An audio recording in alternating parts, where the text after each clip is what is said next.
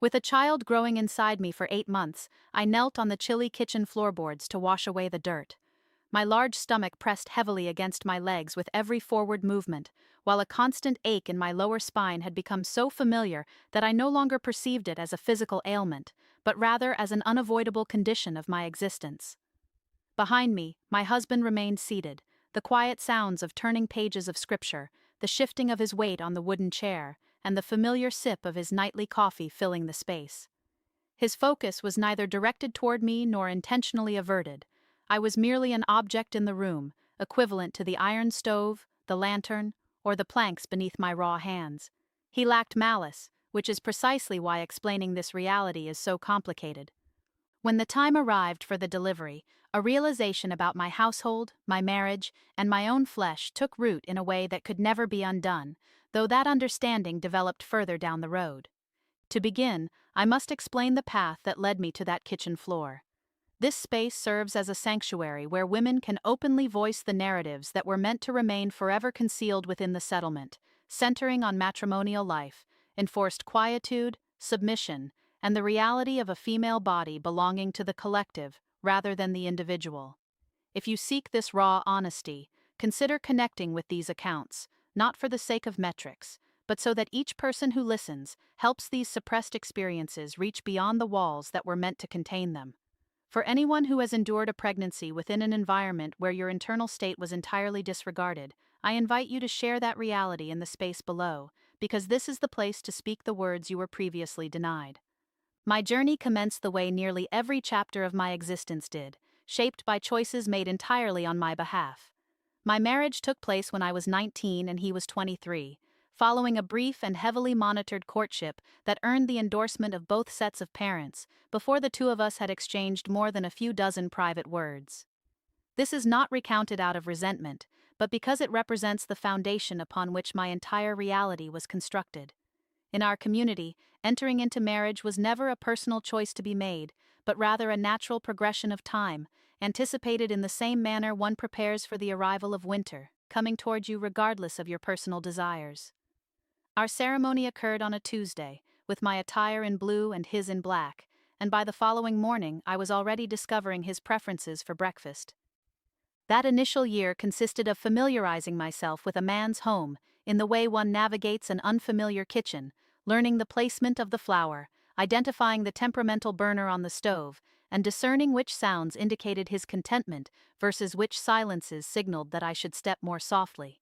He never treated me with cruelty, a point I must emphasize, as he always remembered his manners, bowed his head in prayer prior to dining, and cleaned his footwear before crossing the threshold. Yet, there remains a vast divide between performing polite duties and demonstrating genuine tenderness, for the former adheres strictly to established protocol, while the latter truly perceives your humanity. While I received an abundance of the former, I remain uncertain if I ever experience the latter, adjusting my own nature to align with his daily patterns and expectations, much like dough conforming to the boundaries of the baking tin. The moment my monthly cycle ceased, the knowledge was mine alone before a single word was spoken, as my physical self began communicating a reality I lacked the authorization to acknowledge.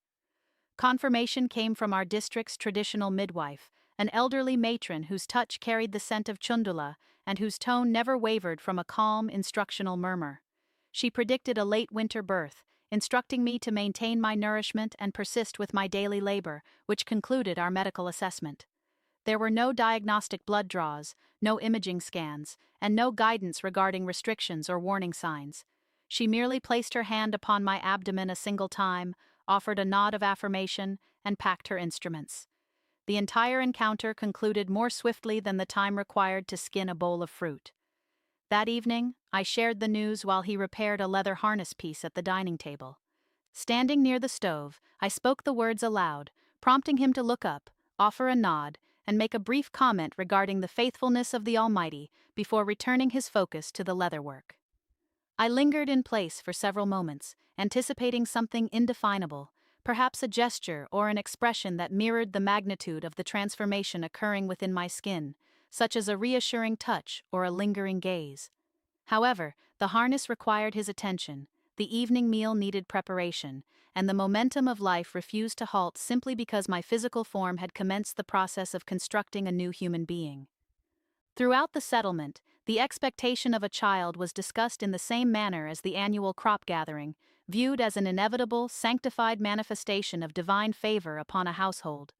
The matriarchs would offer a grave, pleased acknowledgement upon noticing a changing silhouette, murmuring traditional sentiments about the Lord opening and closing the womb and framing offspring as the ultimate reward for submissive faith.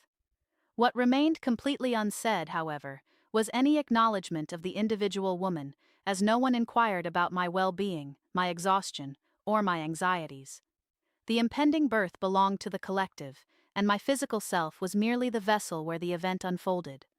My initial 3 months were defined by a mixture of nausea and profound isolation, waking ahead of the sun to prepare the morning meal, while the scent of frying eggs caused my stomach to heave violently. Each morning brought a metallic, bitter taste to my mouth that resembled biting into a corroded iron spike, forcing me to lean over the washing basin to spit silently so as not to draw attention, before wiping my lips and proceeding with the next egg. My daily duties remained entirely unyielding, with the wash, the garden maintenance, and the food preservation requiring the exact same effort, as I was granted no exemptions. This lack of reprieve was not due to an explicit ban on resting, but because the concept of rest simply did not exist within our vocabulary, since every expectant mother in our circle endured the identical workload. To request a reduction in labor was equivalent to admitting a spiritual deficiency, a diagnosis carrying heavy weight in that environment. Meanwhile, his daily routine experienced absolutely no alteration, as he rose at his usual hour, tended to the identical acreage, and returned for his meals precisely on schedule with the expectation that they would be waiting. This is not meant to depict him as a monster, but rather as a man executing the exact role modeled by his father and grandfather before him, within an established structure so absolute that challenging it would be like challenging the laws of nature. Pregnancy was never meant to disrupt his daily reality, for in his worldview, my body was simply fulfilling its divine purpose while his did the same, and the fact that my form was simultaneously fashioning a skeleton and a heartbeat while washing heavy iron cookware was merely how the system was intended to function. It took me a long time to realize how unusual this dynamic actually was, isolated as I was without media, external companions, or unapproved reading material. I possessed no concept of a world where a husband might comfort his pregnant wife, nor had I ever encountered the notion of a partner managing domestic chores during the early months of gestation. Such concepts would have felt completely incomprehensible, akin to describing atmospheric conditions on a distant planet, because the true strength of that societal structure lay not in what it actively enforced, but in what it completely obliterated from your imagination. By erasing the possibility of an alternative existence, you do not view your circumstances as an injustice. Instead, you accept them as ordinary, sacred, and standard. The opening months drifted by in accordance with the agricultural calendar, dragging in the moment but vanishing in retrospect, as I labored through severe morning sickness to preserve 32 jars of tomatoes with a throat that felt scraped raw. I suspended wet laundry under a suffocating sun that made my head spin, weeding the soil on my knees while a life the size of a small fruit developed beneath my ribs, and every Sabbath I occupied the bench right beside him, dressed neatly with hands folded, listening to teachings on the sacred duty of womanhood. Yet those early months proved to be the uncomplicated portion of the journey. By my 5th month, my expanding shape altered every physical action within the household, requiring me to balance precariously on a stool to access the high-preserved shelf until the blood pounded in my head. Pulling weeds required a calculated multi-stage descent to the earth, dropping first to my knees and then my hands, carefully navigating a position that would prevent the intense pressure in my pelvis from clouding my sight.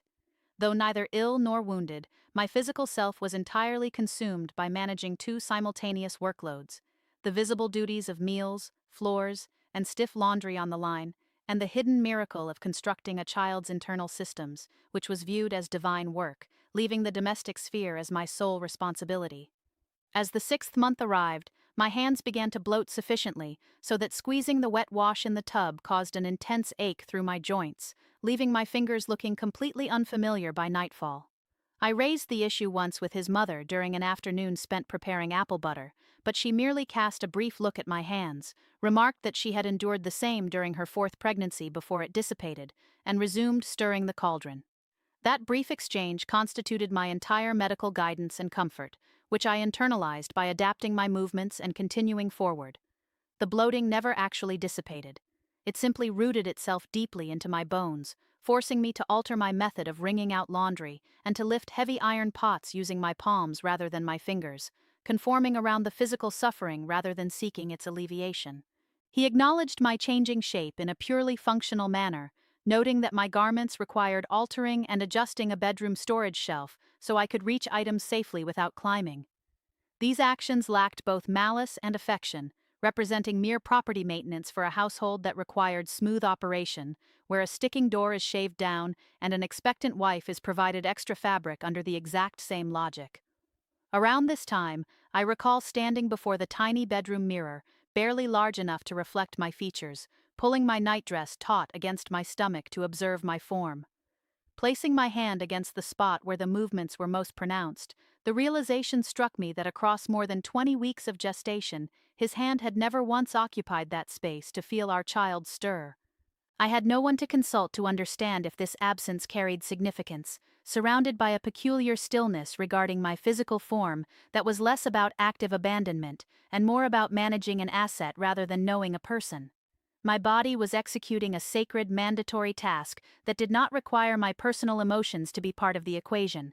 Exhaustion was met with a directive to pray, pain was met with a demand for appreciation for the blessing within, and anxiety regarding childbirth was countered with a call to faith. Every personal vulnerability was handled like a piece of mail that was opened, inspected, and sent back with a scriptural passage instead of a human response, until I eventually ceased reaching out altogether, letting the space between my physical suffering and my silence become my permanent dwelling place. During my 7th month, my brother-in-law's wife, Leah, who already cared for 4 young children, shared a rare moment of candor while we secured heavy, wet sheets against a fierce Tuesday wind. Though not currently expecting, her movements carried the cautious, deliberate memory of childbirth in the way she guarded her spine and lifted her arms. We labored without speaking for a time, a standard occurrence among the women where quietness was merely the backdrop to shared chores, until she paused, holding a pillowcase without pinning it. Without turning her gaze toward me, she stated in a flat, matter-of-fact tone that she had not felt ownership over her own physical self since her late teens, before immediately securing the fabric and reaching for the next item. She offered no further elaboration then or ever, yet that brief remark created a profound fracture through the core of my understanding, because she was addressing the collective weight of multiple pregnancies and the reality of a body surrendered in matrimony that is never truly returned to the individual. For those who find meaning in these uncovered truths, this space remains dedicated to giving voice to experiences meant to be kept in the dark, and each connection made ensures that these narratives break free from the confinement of their original surroundings. The approach of the final weeks brought the most intense physical and emotional weight, as my altered center of gravity transformed basic tasks, like climbing steps or standing for hours to prepare large Sunday meals, into silent tests of endurance. The burden was the accumulation of months of unyielding expectations placed upon a completely transformed physical frame, forcing me to breathe through intense back spasms while hauling well water, or calculate my timing while rolling out pie crusts before my bladder required another trip to the outhouse. Tending the garden in the peak of summer heat, I felt sweat collect along my aching spine where the discomfort lived permanently, yet each night concluded with the same routine of serving, cleaning, and sharing a bed with a partner who never once inquired about my physical distress. His focus shifted exclusively toward the impending arrival rather than my well-being, as he spent hours carefully crafting a wooden cradle in his workshop, smoothing every surface with an immense patience to ensure the wood would never harm the infant's skin. He coordinated the midwife's availability, arranged for his mother's assistance, and consulted the leadership regarding the post-birth blessing, executing every arrangement with practical precision focused entirely on the collective future. None of these preparations considered my individual experience. I was not a participant in the plan, but rather the infrastructure enabling it, while the cradle, the medical assistance, and the domestic help were all designed around the child and the home. Watching him smooth that wood so gently from the barn doorway, the unspoken thought entered my mind that no one had directed that level of tenderness toward my own physical form in months, having become a well-regulated machine that maintained the domestic sphere while silently forming a human soul under the absolute indifference of the surrounding world. My silence became my only remaining sanctuary of personal choice, a private territory where I decided what to internalize and what to conceal, protecting the true shape of my suffering as the only form of self-ownership I possessed.